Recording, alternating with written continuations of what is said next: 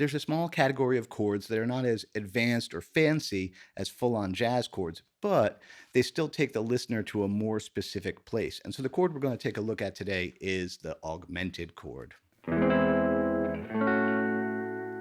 By the way, I'm Eric Haugen. If you enjoy these videos, please like, subscribe, and share. Maybe support me on Patreon or buy one of my courses. Now this is interesting. Unlike a regular major, minor, or diminished triad, the augmented triad does not naturally occur, as in there is no way to stack the notes in a key to create this sound. I'll show you what I mean. So say we're in the key of A. The most common way you're going to see an augmented chord is built off of the E, the fifth chord in the key. It is a major third. Like, that's a happy sound. That's like a regular happy sound for a major triad. Normally, an E major would be, and then a minor third. But an augmented is another major third, which means it's symmetrical, as in it's a major third, a major third, a major third, forever and ever and ever and ever. So all the inversion shapes stay the same. It's an infinite loop of major thirds. So you can do kind of neat, somewhat shreddy things with it.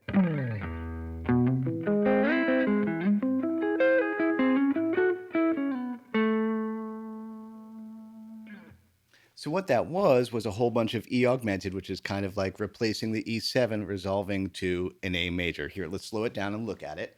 You got an E augmented here.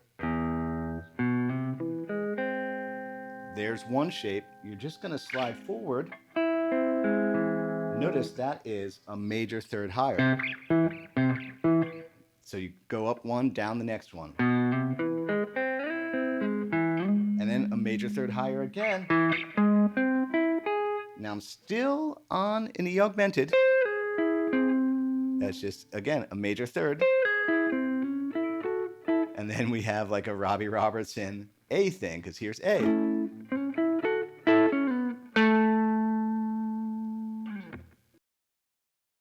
So as discussed, the most common way that you're going to use an augmented chord is to replace the 5 chord in a key, like in the case of Beatles' Oh Darling. Yeah, so that song drops in with that.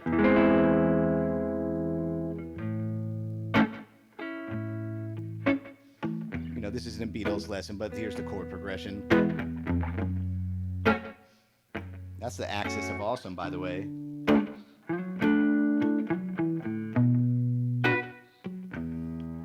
Yeah, it doesn't really show up again. What is it?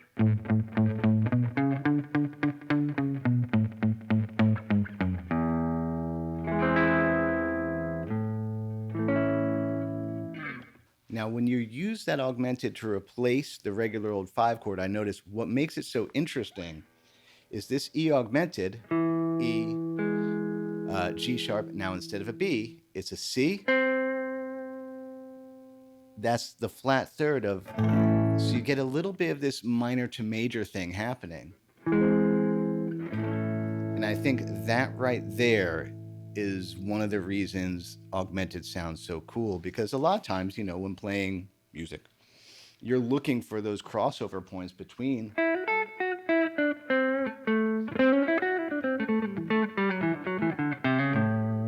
the crossover between major pentatonic and minor pentatonic, and so hiding inside the augmented chord, there it is again, that. Now let's look at the forms of the augmented, and the interesting thing is, because it's symmetrical, they basically stay the same, except, you know, the tuning of the guitar makes that not convenient. So let's look at 3-string groupings. So say we wanted, on this low E string, an E augmented. We get that nice little staircase shape. Let's resolve it to an A there. If we wanted the E augmented on these 3 strings, it's the same shape. Resolving to A here. And if we wanted it on these 3 strings, then it's, let's see. I could go, really, I could take that one there. I could go over here. I could have done it here too.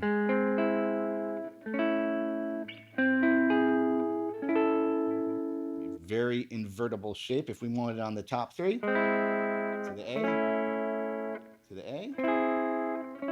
Take a closer look at this. That's really cool what happens with this E augmented.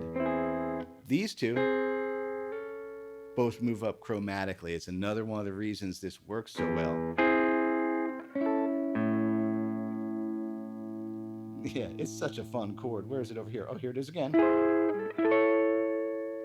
So it's always just a major third and a major third. Now, I've been using them as an approach chord, as in it's not a chord you're really going to like hang on in a progression. It's a chord you're going to use to kind of move through to the next chord. So in all these examples so far, it's always been an E resolving to an A 5 resolving to a 1. Now, Bowie uses it a lot, or Bowie used it a lot in Life on Mars. In the build up to the chorus.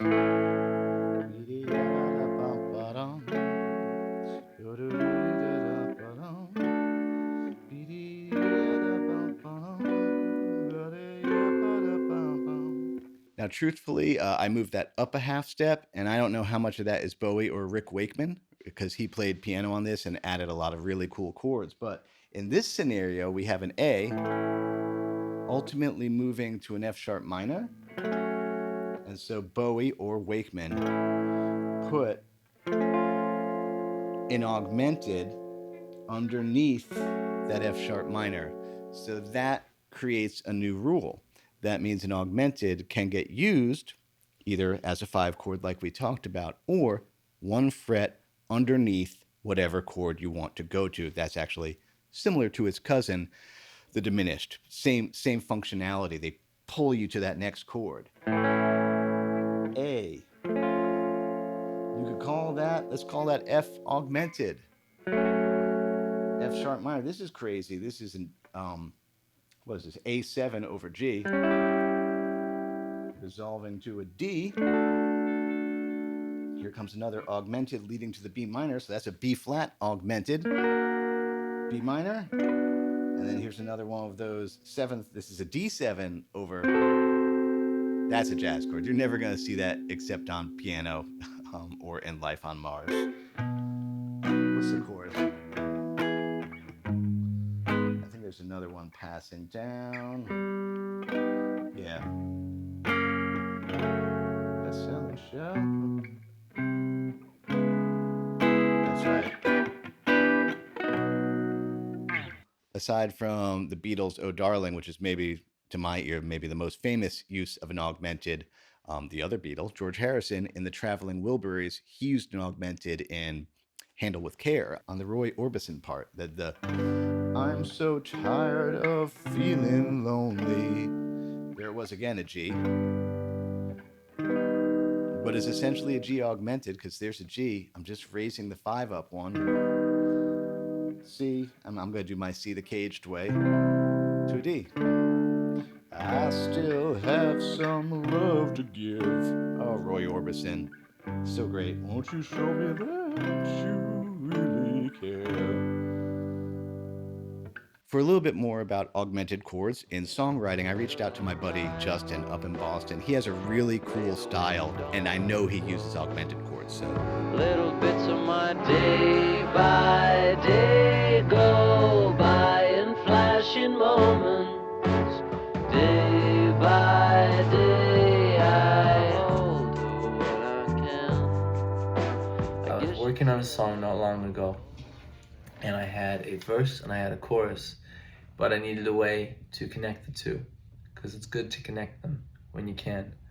And this felt like the right chord to use. So I'll play it, and then you'll notice when I use that augmented chord when I get to it. So it goes like this. It goes, little bits of my day by day go by in flashing moments. Day by day I hold her when I can. Anyways, just a snippet, but you can hear in that end when I get to the 5 chord. Day by day, yeah, bit of tension, but you gotta bring that bow all the way back. I hold her when I can. To me, I always think of that augmented 5 chord as like the furthest back you could possibly draw that bow before you fire back to the home base of the 1 chord. Now, the next question you may have is, okay, what if I'm on an augmented chord? How do I play on top of it? What scale would I use? The most obvious answer is the whole tone scale. That will definitely give you a very The Simpsons, Danny Elfman kind of thing.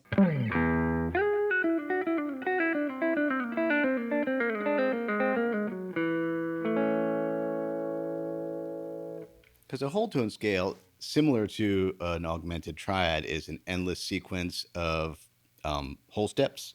So you can do stuff like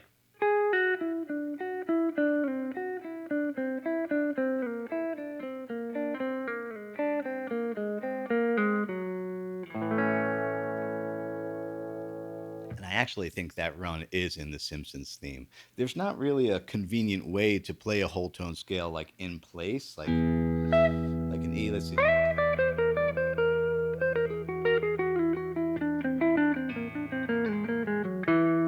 Like I really don't know of like a concise one that just kind of fits under your finger. So honestly, I don't use that very much. What I would honestly recommend to do would be to do what Willie Nelson does. As in, I love Willie Nelson. He's, living legend. When he encounters a weird chord or has written a weird chord into one of his songs, all he does is he plays the arpeggio of that weird chord, and then he gets onto a chord that he knows he can deal with in a regular way. I'll show you. Say we had a progression that was A augmented, D, from the D, an E augmented, back to the A. So on the A, let's see, I could do like a very standard kind of major pentatonic-y. Now here's my augmented. Here's my D. Still on the D. There was my E augmented. So from my D, I was here. And then I know I have a... That's part of my E augmented.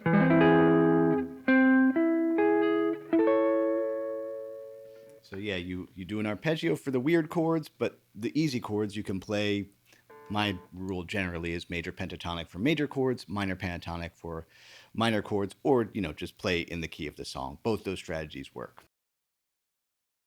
One other combination to note is an augmented chord leading to a sixth chord, because sixth chords also have a very, very 50s retro kind of sound. So let's say an example of an A augmented.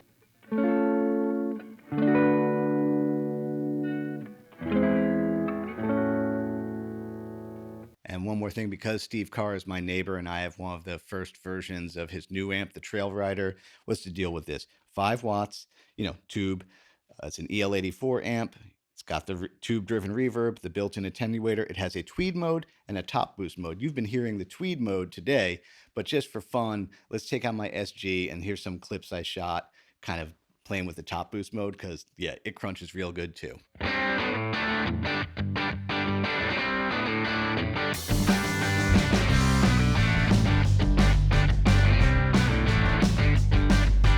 If you enjoyed this video, please like, subscribe, and share. That costs you nothing.